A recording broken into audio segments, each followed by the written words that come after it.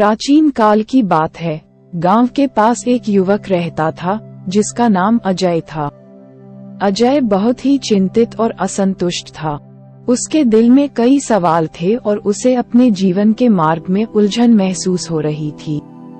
एक दिन अजय को सुना कि गौतम बुद्ध एक वन में ध्यान और समाधि में लगे हुए हैं। उसने तुरंत निर्णय किया कि वह उनके पास जाकर अपनी समस्या का हल ढूंढेगा।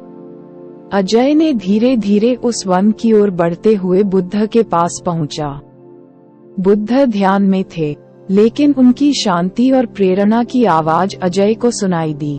अजय ने अपनी समस्या के बारे में बुद्ध से बात की और उनसे समाधान के लिए मार्गदर्शन मांगा। बुद्ध ने आजाद मन के साथ अजय का सामना किया और उसे उसके असंतोष के कारणों को समझाया।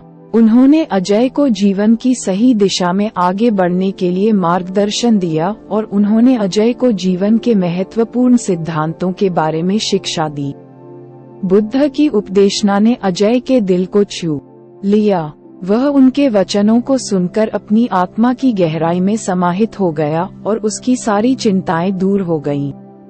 उसने समझा कि जीवन में शांति और समझ का महत्व क्या है और वह अब अपने जीवन को नई दिशा में मोड़ सकता है।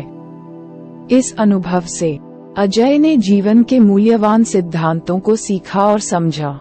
वह अब एक नए और सकारात्मक दृष्टिकोण से अपने जीवन को देखता है और खुशहाल और आत्मनिर्भर जीने का निर्णय लेता है। इस प्रकार बुद्ध की शिक्षाओं का उपयोग करके अजय ने अपने जीवन को संवार लिया और खुद को सही मार्ग पर ले आया।